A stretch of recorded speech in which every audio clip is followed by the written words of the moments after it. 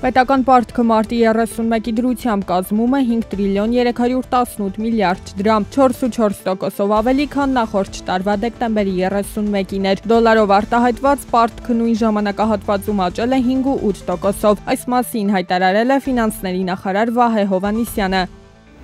2025-ի հունվար-մարտին Հայաստանի Հանրապետության պետական բյուջեի եկամուտները կազմել են 597,4 միլիարդ դրամ, ապահովելով առաջին եռամսյակի ճշտված ծրագրով կանխատեսված ցուցանիշի 102.1% կատարողական։ Նախորդ տարվա նույն ժամանակահատվածի համեմատ պետական բյուջեի եկամուտներն աճել են 13,8%-ով կամ շուրջ 72,4 միլիարդ դրամով։ Հաշվի առնելով զգալի անորոշությունը, Հայաստանի Հանրապետության կենտրոնական բանկը պետք է շարունակի ուշադրությամբ մշտադիտարկել տնտեսական զարգացումների ընթացքը եւ գնաճային սպասումները ու պատրաստ լինի ճշգրտել տոկոսադրույքները, եթե գնաճային սպասումները շեղվեն թիրախից։ Այս մասին հայտարարել է Իվա Պետրովայի գլխավորած արժույթի միջազգային հիմնադրամի թիմը մարտի 31-ից ապրիլի 10-ը Հայաստան կատարած այցի արդյունքում։ 2025 թվականի փետրվարին Հայաստանում գրանցվել է 2396 անհատ ձեռնարկատեր։ Հայաստանում գործում է նաև 811 ՍՊԸ, 35 հասարակական կազմակերպություն եւ 7 հիմնադրամ։ Տվյալները փոխանցում էր վիճակագրական կոմիտեն։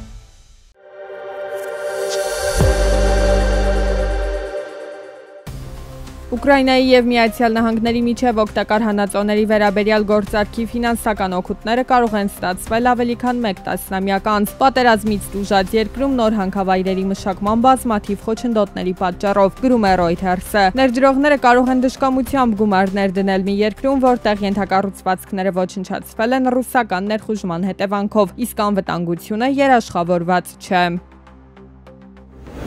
Վերակառուցման եւ զարգացման եվրոպական բանկը հայտարարել է, որ 2022 թվականի փետրվարից ի վեր Ուկրաինային տրամադրված ֆինանսավորումը հասել է 7 միլիարդ եվրոյի։ Բանկը դարձել է Ուկրաինայի ամենամեծ ինստիտուցիոնալ վարկատուն։ Միացյալ Նահանգների նախագահ Դոնալդ Թրամփը մտադիր է 2026 թվականի հոկտեմբերի 1-ին սկսվող ֆինանսական տարվա համար ազգային անվտանգության ֆինանսավորման 1,1 տրիլիոն դոլարի չափով հայտ ներկայացնել կոնգրեսին։ Դա շուրջ 13%-ով ավելի է, քան 2025 թվականի նպատակային ցուցանիշը։ Բյուջեի առաջնահերթությունների թվում են ռազմավարական նշանակության նախագծերը։ Ամերիկացի միլիարդատեր Իլոն Մասկը հայտարարել է, որ հեռանում է կառավարության արդյունավետության դեպարտամենտում իր գրեթե 24/7 ռեժիմով աշխատանքից բիզնեսի վրա կենտրոնանալու նպատակով։ Մասկի Տեսլան այս ամիս հայտնել է առաջին եռամսյակի շահույթի եւ եկամտի զգալի անկման մասին։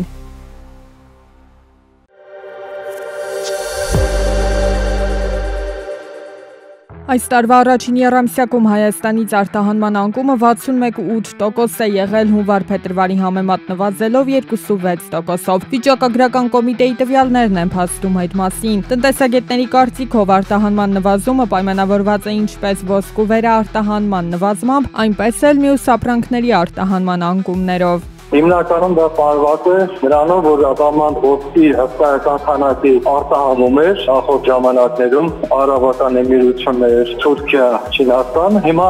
այդ վերաարտահանելը նվազեց, որովհետև նաև Ռուսաստանում արկերի փոփոխություն եղավ։ Մեր իրական հնան 5%-ի կարգ է, ավելի ցույց հնան հիմնականում պարված է եղել վերաարտահանումներով։ Հայաստանի արտահանման եւ վերաարտահանման հիմնական շուկան ԵԱՏՄ-ն է, հայկական արտադրության ապրանքները հիմնականում արտահանվում են Ռուսաստան։ Հիմա ըստ տնտեսագետների Հայաստանից վերաարտահանվող ապրանքատեսակներ կան, որոնց կարիքը Ռուսաստանը չունի։